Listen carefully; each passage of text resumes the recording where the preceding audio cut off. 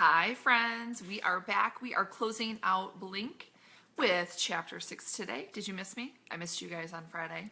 Sorry. So we are going a little off script here, a little off schedule. It is Monday. Don't be confused, not Tuesday. It is Monday. And this is the end of the book. 6 chapters.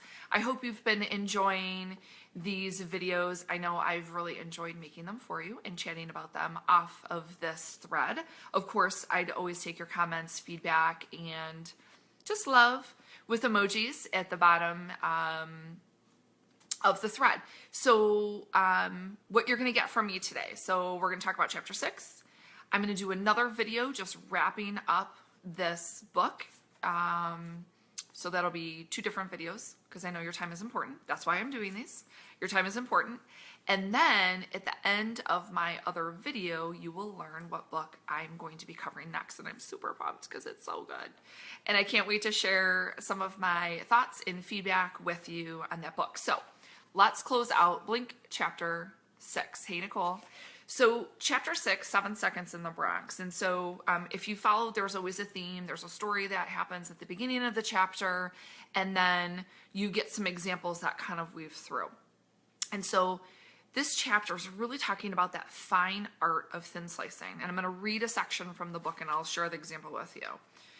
Is that we're constantly making impressions and forming predictions from actions of people that we see and interact with every day. Every waking moment that we're in the presence of someone, we're coming up with a constant stream of predictions and inferences about that person and what they're thinking and feeling. So think about it. You meet someone, you see someone, you immediately know they're in a good mood, they're in a bad mood, they're worried about something, they're upset about something. You're constantly thin slicing, you don't even realize it. And that helps you know how you're going to predict your actions. So the main example in this chapter talks about an unfortunate situation where a man was shot and killed by police officers because they thought that he was pulling a weapon on them. And at the end of the investigation, at the end of the few seconds of gunfire, they realized he was pulling out his wallet. And so this chapter talks about how you put yourself, or maybe you're in situations where you have to make some quick judgment calls and you have to use your experiences and your training, if you've been trained, or maybe you've not been trained and all of a sudden you're in a situation. What happens? What's interesting about this, and it takes a deeper dive into what happens when we're in situations that we are not comfortable in, maybe we've not been trained in, and what happens. So think about a situation where you've been in where time has slowed down, where it feels like the seconds are minutes and hours. And really it was only maybe a 10-second interaction. Or maybe there's a situation where all of a sudden it was over. And I can give you an example of when this happened to me. So I was thinking about this after I read this chapter. A couple summers ago, my daughter fell off the slide and broke her arm. I was sitting right there, watching, climbing up the slide. I don't know what it is with kids climbing up slides. I think it's innate and it's in their blood. But she was climbing up the slide. I closed my eyes, and when I opened my eyes, she was laying on the ground screaming a scream I've never heard before. Before I knew it, I was back in the chair and I was holding her. I don't remember running to her. I don't remember picking her up. I wasn't the only one there, but I was the one who went and got her. And I bolted, I took off, I grabbed her and picked her up. And next thing I knew, I was in the chair. So that part, time completely sped up. And there's this whole section on the book, the physiological changes that happen to some of us. We're in situations that we've never been in. I've never been in that situation before. My child's never been severely injured before.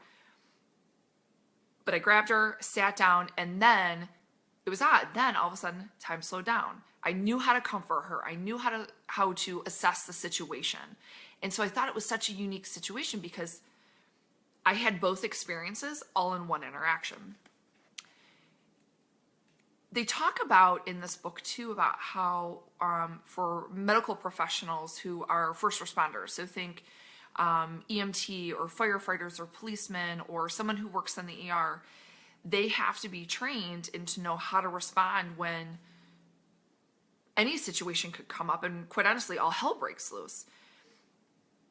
They talk about dialing 911 and how they really encourage kids and just even adults to practice dialing 911, because when your heart rate goes over a certain amount, I think they quoted over 145, in a panic situation or a stressful situation, again, you can go two ways. If you're trained and you know how to respond, you're going to remember how to dial 911.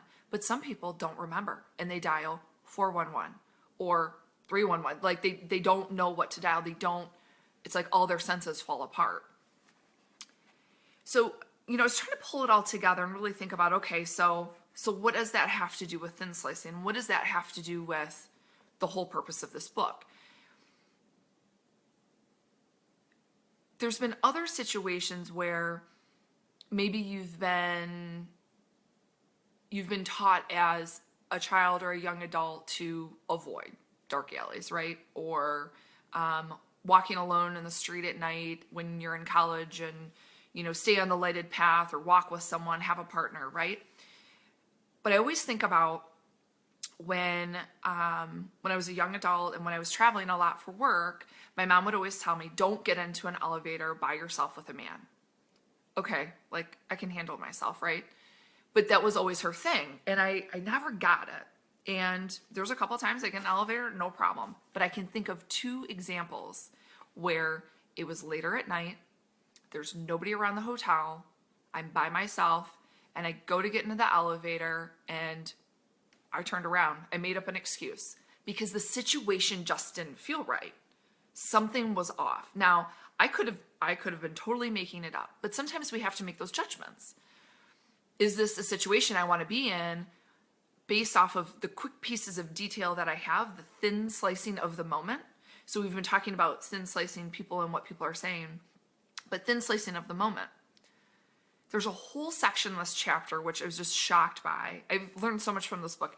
There are people who are experts in reading facial expressions, down to the little minute brow raise that someone might give or not give while they're talking or interacting. These are people that are hired by politicians so they can control what their face looks like when they're talking. So it was just really interesting to me. And I think what's even more interesting is that anyone can train themselves in learning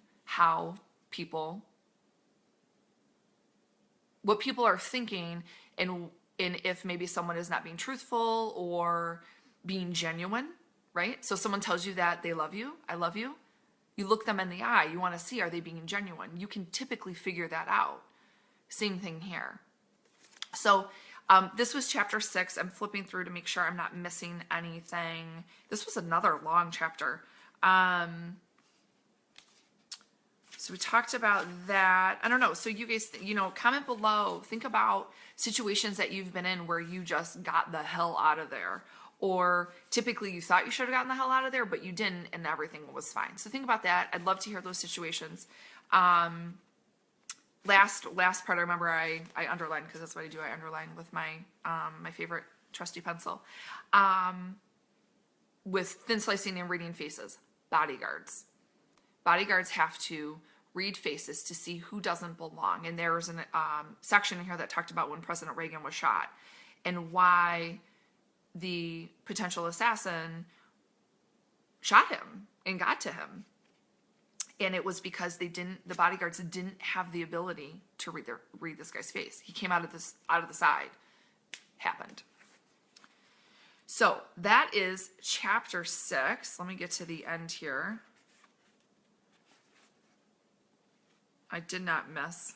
Oh, one last thing. So I'm going to read this from the book. I'll leave you with this. There's a gift of training and expertise, the ability to extract an enormous amount of meaningful information from the thinnest slice of experience. So again, sometimes things can happen in a blur, and sometimes time slows down because maybe you've been trained or you've been in that situation before. So thanks for sticking with me for chapter 6 and through Blink. I'm going to end this video, start one more as we close it out. And then at the end of my next video, I'll tell you what book we're covering next. I hope you enjoyed it. Share, like, love this if you had any of those experiences. Send me your favorite emoji. You know what mine is, the little girl with the hand up, or older lady, whoever she might be. Hope you're having a great Monday, and we'll chat soon. Bye.